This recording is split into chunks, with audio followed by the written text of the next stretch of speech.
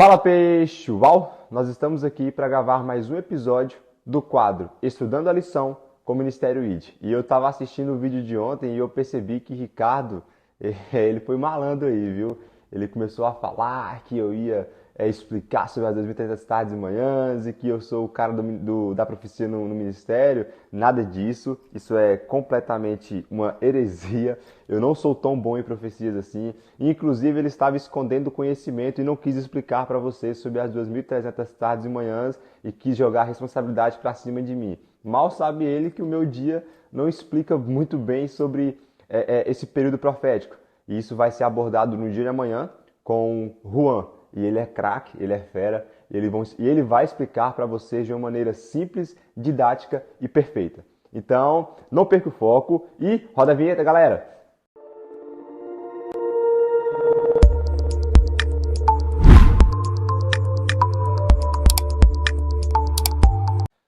Bora lá para mais uma segunda-feira que tem como título os 2.300 dias e o tempo do fim.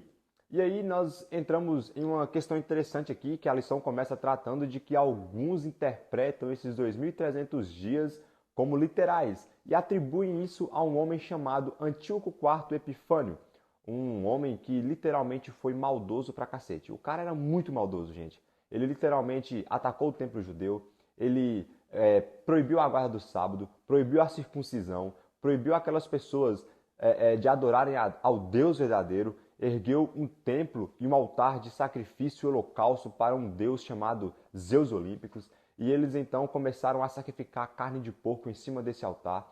O cara foi um arruaceiro tremendo, o cara era maldoso, e ele perseguia todos aqueles que não acreditavam e se opunham à sua religião, a religião helenística. O cara foi simplesmente muito maldoso. E eles então atribuem essa profecia a este homem, se cumprindo neste homem.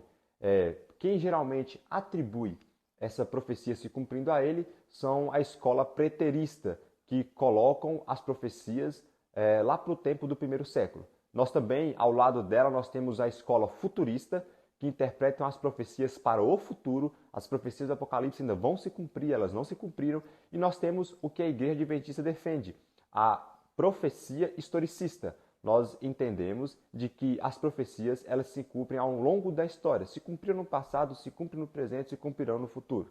E o mais interessante de tudo é porque a lição ela começa a falar um pouco sobre o capítulo 8 de Daniel.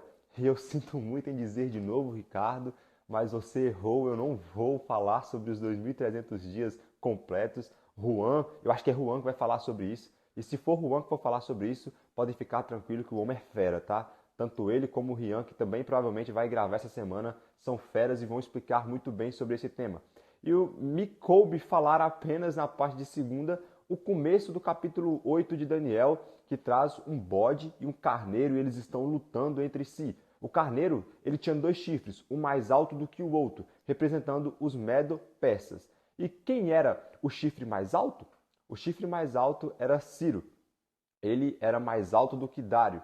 E então o bode chega, e o bode representa a Grécia, Alexandre o Grande. Ele simplesmente chega, esbagaça o carneiro e então começa a reinar. E desse chifre grande que era o Alexandre o Grande, surge 4 outros chifres, que são os seus companheiros, os seus soldados. Depois que Alexandre morre, esses 4 dominam. E depois surge um chifre pequeno. E esse chifre pequeno, ele começa a crescer, crescer, crescer, crescer e sobe até os mais altos céus.